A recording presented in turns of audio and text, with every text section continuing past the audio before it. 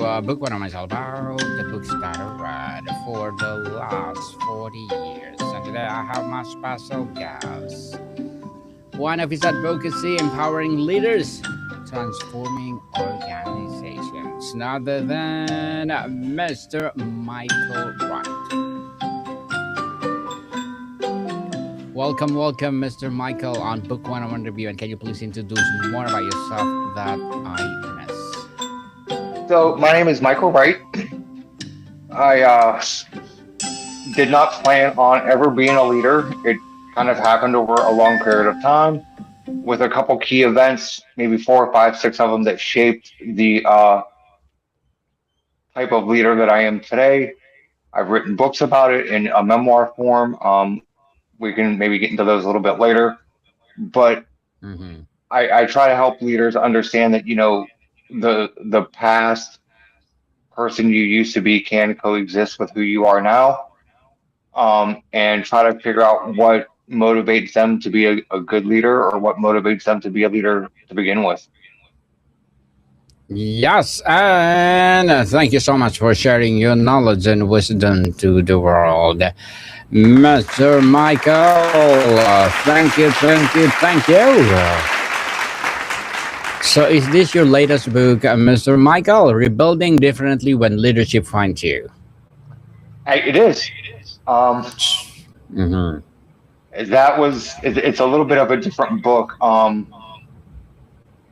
And the premise of it is it deals with different key aspects or key events in my life that caused me to rebuild. I talk Mm-hmm. about my plan after graduating high school was to go into the army and stay 30 years there. That was my plan. In 1995, I was in a car accident that prevented me from being on active duty. So I had to rethink what I was going to do. My entire plan, my entire future as I planned it did not exist. It could not exist anymore. So I got married. So now I'm rebuilding a life with someone I thought I was going to spend the rest of my life with, get divorced. Now I have to build again. Um, Fast forward to 2015, I had my own business. And, when you have, I don't want to use the term servant leadership, I think that gets overused too much, but I have always tried to give back to other people my experience, my education, my expertise, and having the willingness to help people in some weird way, it made me an easy target. I overlook patterns, I overlook behaviors, just to help people out. And so when those relationships crumbled, I had to rebuild again. Recently, and I talk about this in my book, it's kind of an emotional chapter for me. Um, I had to move up to Ohio. The catch was I had to leave my wife in North Carolina because at that point, she was 2 years away from retirement. And it wouldn't have been worth it for her to move up here and give up all that retirement that she built and stuff like that. So I get up here and now I have to rebuild my life, not only rebuild my life here in Ohio separately from her, but still try to build a life together as a husband and wife. It can be challenging sometimes.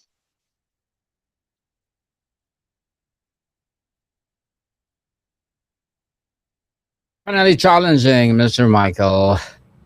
Can you explain the distinction between someone who chases a leadership role and someone who leadership finds? There are people that I've known that they're always trying to get into a leadership position. Sometimes they're not exactly qualified for it. I don't believe that leadership starts with a title. I believe leadership starts with influence first. And I talk about that in my book. There was a period of time where I was in Oklahoma and I took a summer job as a I was a supervisor for a group of gentlemen that were incarcerated, but they were on a work release program. And at that point, I'm just like, okay, I'll take them to and from the job site. I'll make sure the job gets done. I make sure the deadlines get met, things like that. I did not perceive myself as a leader whatsoever. I was just more of a supervisor, a boss type thing. But during the course of that, I think it was 6 months, they started to open up, share things with me, talk about their future plans, asking me for advice. What do I do when I get out of here? Things like that. And at that point, that was a very pivotal moment for me because for me, it was like these people are coming to me for advice, for my opinion, and just to be friends with, right? And so I noticed over a little bit of time that I could kind of influence their behavior a little bit by how I behaved, influence their decisions based off of the very little experience I had then. And through that process, and that's kind of been the course of everything I've gone through. I've never really considered myself to be a leader. Other people have, um, given them advice and stuff, but I've never chased a title. It's crazy because I don't even use titles now. I got credentials as long as an arm. I don't even use them. I know people that try to build leadership. And an acquaintance of mine recently published a book, and he's using all these different leadership titles that he has and all these different roles that he has on his book. There's nothing wrong with that. But when I look at that, he's trying to build authority and leadership based off of the titles without a lot of substance to back it up. I do it the other way, or try to do it the other way. I don't even know if that answered your question, but for me, there's a difference. People that are constantly chasing leadership roles, I think they're just doing it for the title, not the responsibility. And I've always said, if you have a title, take the responsibility. You have to have both. Well said, Mr. Michael. The phrase rebuilding differently suggests that a return to the status quo is not an option. What are essential elements of rebuilding differently versus simply rebuilding?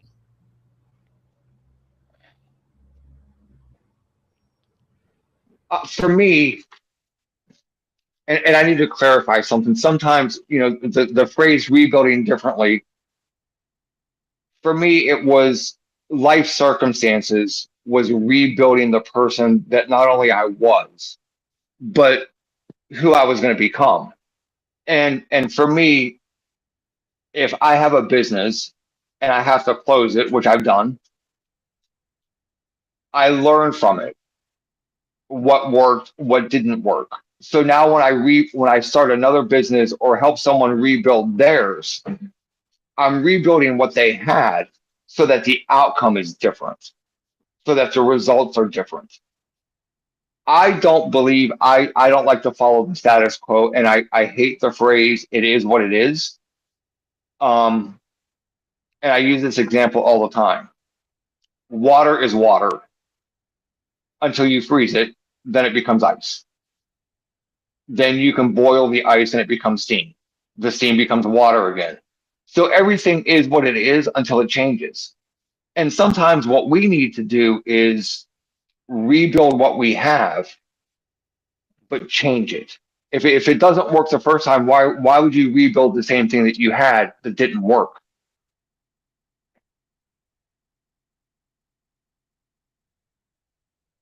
Well said, Mr. Michael. Your first book, Leading and Standing Alone, dealt with the loneliness of leadership. How does the theme of rebuilding differently build upon or evolve from those earlier ideas? What was the name of the book? Leading Standing Alone, is it your book? I don't believe that's mine. So if you compare to the first book that you had, what's the big difference of rebuilding differently to, let's say, the storm or somewhere in the middle, Oh, okay. I see what you're saying. So or still waking? or the Still peace? walking. Okay, so the series that you're referring to, Still Walking, The Peace, Somewhere in the Middle, Rebuilding Differently, and then The Storm. Um, Yes. so Rebuilding Differently is kind of the bridge book between my memoir series and my leadership series. But in the book The Storm, that talks about all these different life events, grief, loss of jobs, injuries, all this stuff that kept building up and building up and building up and building up. And I had this thought and this mentality of, if I keep working through it, if I keep myself busy, if I don't allow myself to grieve, if I appear strong to everybody else, eventually I'm going to be okay. Um, and then in rebuilding differently, I go back to that and basically tell people that in one of the things in The Storm I talk about is in April of 2022, my daughter passed away. That October, so October of 2022, my dad passed away. The following May of 2025 of 2023, my mother-in-law passed away. And I didn't even have time to grieve the loss of my daughter or my father. And now I have to support my wife with her grief. At the same time, I'm running a business. I still had clients to keep up with. I still had deadlines. I still had projects that needed to get finished. And I was completely absorbed in work.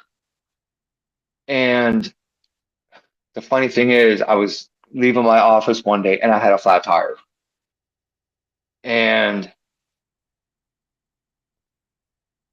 as a result of that, I think that was like the tipping point. As odd as that may seem, a flat tire, right? It's really not that big of a deal.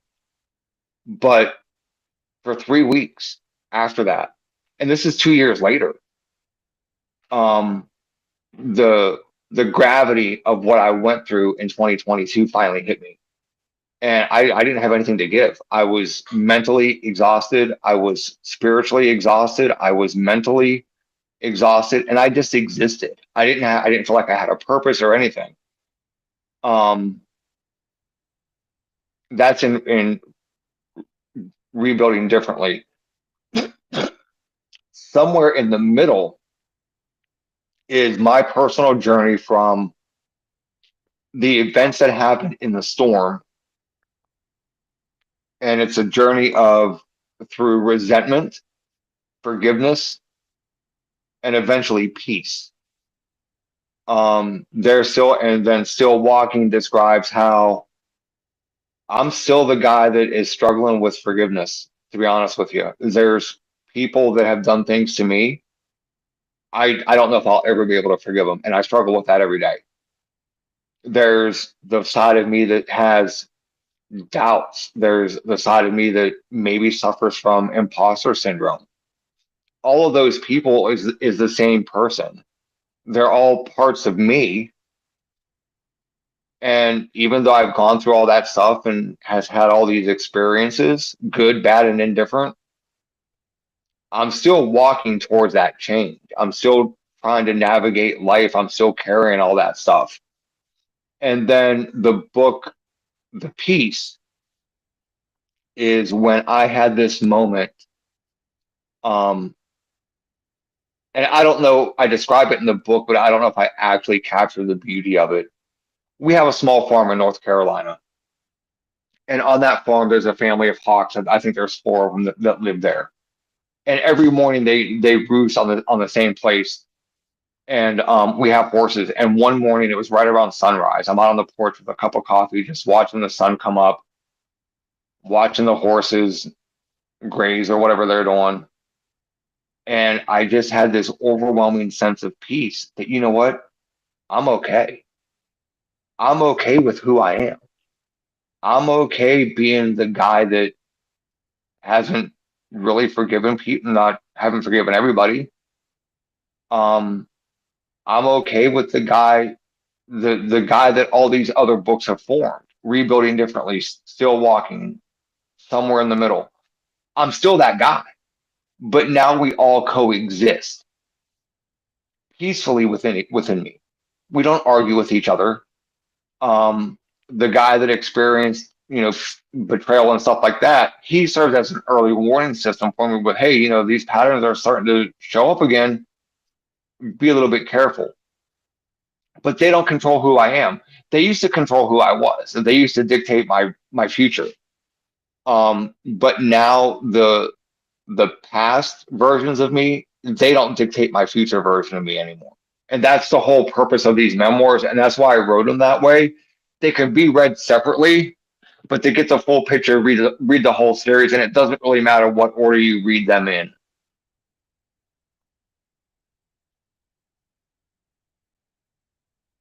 Very well said, Mr. Michael. Your career has taken you from a teacher and coach to a university president, school superintendent. Was there a specific moment when you felt leadership find you rather than seeking it out? I think it was when other people started calling me a leader. When people are saying, you're the expert in your field, you're the leadership guy. And then when other leaders that I knew within my circle of friends started calling me and asking me for advice, my opinion, and I give it to them, and it works, right? Um, I didn't ask for it. I didn't go seeking it. It was something that happened organically through my original consulting business. It just happened on its own.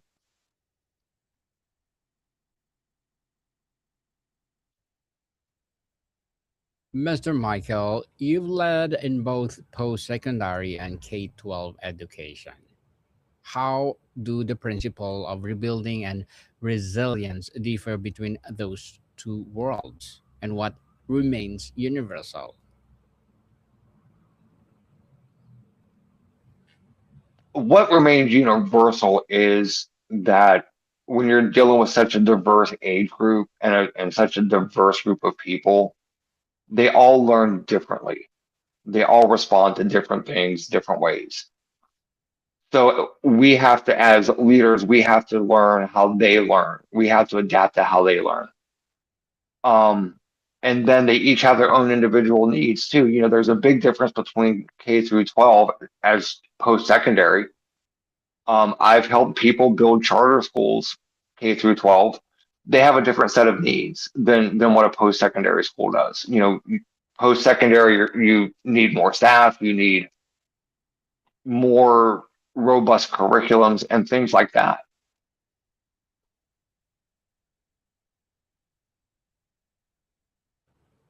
Mr. Michael, the book implies the crisis and catalyst for being found by leadership. What is the most important quality a leader needs to display in the immediate aftermath of a crisis? Calmness. I think if a leader can remain calm through a crisis, that has a ripple down effect to the rest of the staff. I'll give you an example of that. I had my boss at one point gave me a little, I think it was during Christmas or something, but on her card, she said, Michael, I'm glad and I wasn't even a leader, right? She's the leader. I work under her. She says that I'm glad you're on the leadership team, and your calm presence means a lot, not just to me, but the entire organization. It's just staying calm. Don't panic. Don't go into panic mode. You can panic internally, but just stay calm and work through it. Mm. When an organizations need to be rebuilt differently, where should a leader look first, at the systems, the culture, or the people itself? I think if you're going to rebuild something differently and you're in a leadership position, you have to start with yourself.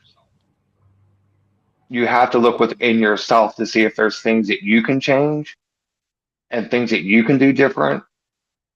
And then you start with the culture, you work with the other leaders and then their teams, or equip them to work with their teams. And then you go down to systems and processes. Sometimes just to rebuild stuff, you just need to put people in the right place.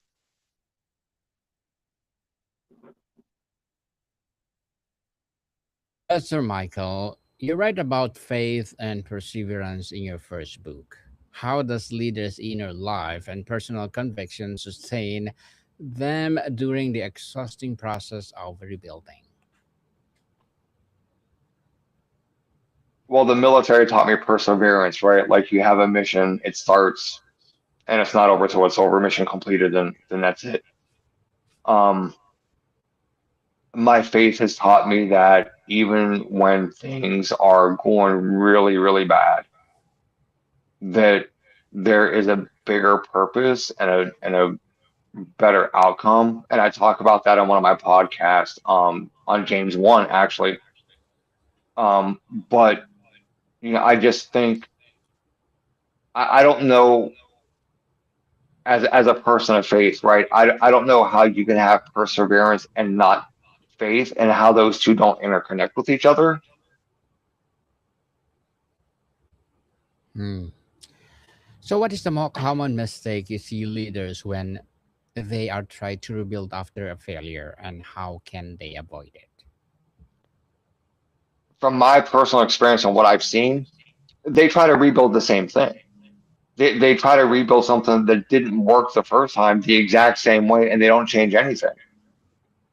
If you have an organization that fails and you have to rebuild it, why would you rebuild it the exact same way, do the exact same thing? You're going to get the same results. Certainly. So, Mr. Michael, for a leader who's currently in the middle of chaos and knows they need to rebuild differently, what is the first, most concrete step they should take tomorrow morning? I think tomorrow morning they should wake up and realize that it's a new day, and we're only given so many of those. Take a deep breath and just know within themselves that, okay, you have to rebuild something. Doesn't mean you failed. It doesn't mean that you let anybody down unless you're someone like me and you have high standards for yourself, and that it will be okay, that it's okay to rebuild something a little bit different than what it looked like to begin with. And that's growth. That's how an organization is going to grow. That's how a person is going to grow. And just know that it's going to be okay. But you have to take that first step and take it with confidence and be calm about it. You pay tribute to a family and community in your writing. How has your understanding of community shape how you lead and how you teach others to rebuild? That's a good question and can be a tough one.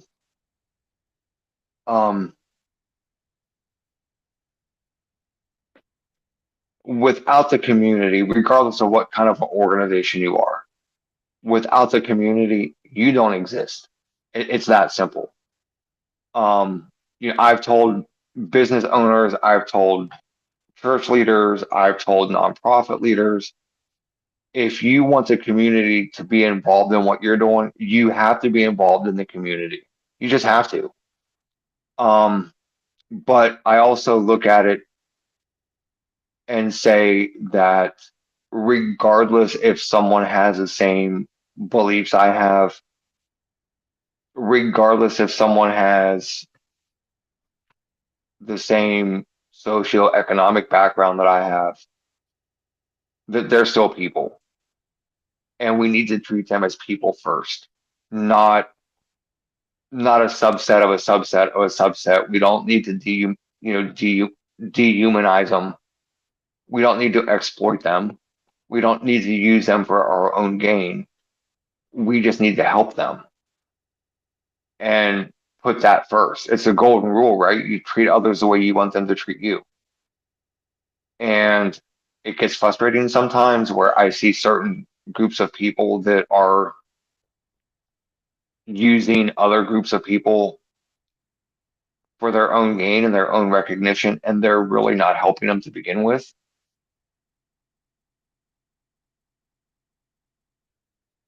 So So, if you want to, if you go ahead. yeah, go ahead. Sorry. So, If you Mr. want Mike, to engage, so Mr. Michael, now that rebuilding differently is out, what's next for you? Are there more stories to tell for new arenas, or which apply your leadership's philosophy? I don't know if there's going to be any more books yet. Um, the Peace is the last book in that group.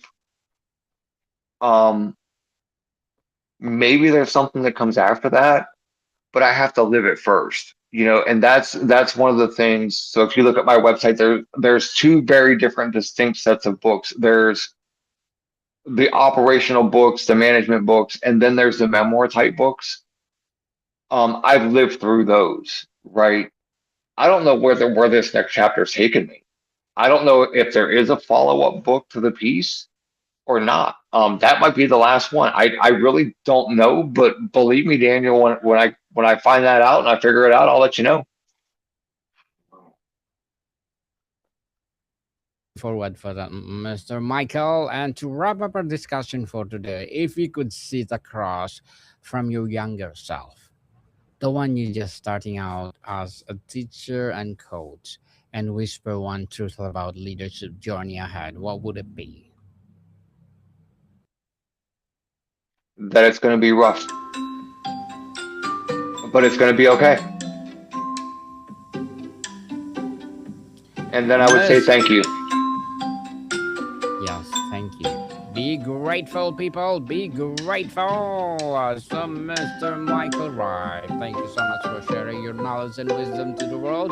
So, can you please invite our listeners to support your advocacy, your books, your business, or whatever projects that you're doing right now? So if you go to drmwright.com, you'll find my books. You'll find the links to my podcast. Just be patient with those. I got to get them up there. My paperbacks are exclusively on Amazon. If you want to get them in ebook, there's a link up there that will take you to Barnes and Noble and things like that. Ebooks are available everywhere. Yes, people, let's support Mr. Michael Wright because if you support him, for sure, more and more empowering books like this to come, more and more empowering episodes of the podcast itself. So, Mr. Michael, thank you so much for your time. Thank you. Welcome, people. See you soon.